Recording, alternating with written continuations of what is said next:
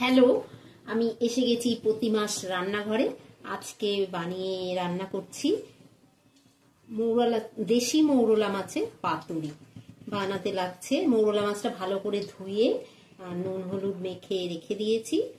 এর মধ্যে আদা রসুনের পেস্ট দিয়ে দিলাম,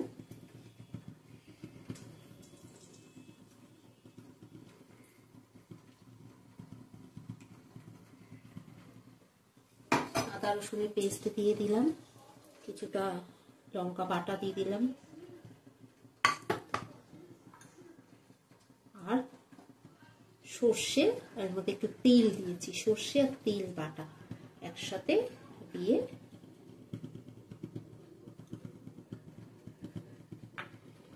আর টমেটো কুচি,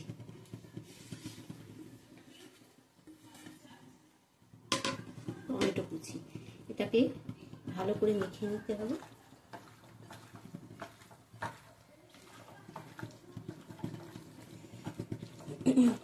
এটাকে ভালো করে মেখে নিতে হবে।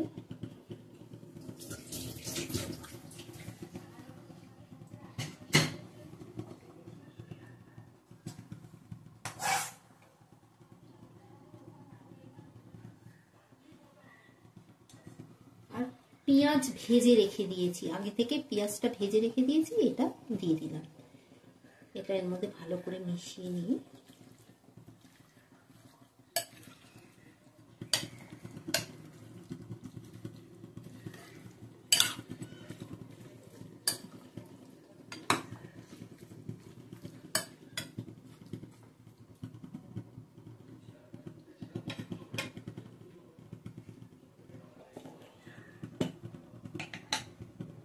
এর মধ্যে একটু হলুদ আর একটু কাঁচা সর্ষের তেল মিশিয়ে নিলাম।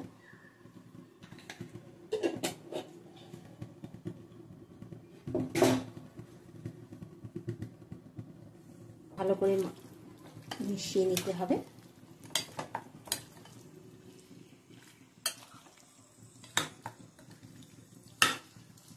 ভালো করে মিশিয়ে নিয়ে এবার কড়াইতে সর্ষের তেল গরম করে কলা পাতার মধ্যে মুড়েও দিতে পারেন, এমনি তেলের মধ্যে ঢেলে, আমি এইভাবেই করছি। তেলের মধ্যে দিয়ে ঢাকা দিয়ে দিতে হবে।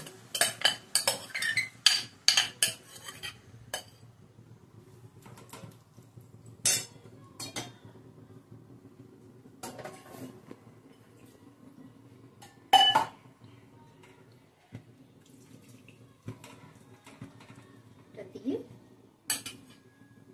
এটা ঢাকা দিয়ে রেখে দিই, ঢাকা দিতে হবে।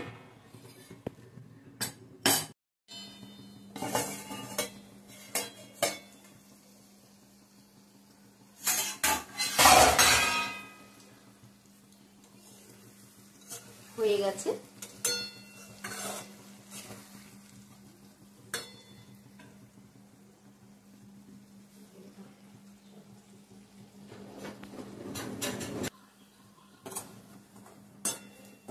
এবার হয়ে গেছে, নামিয়ে নিলাম।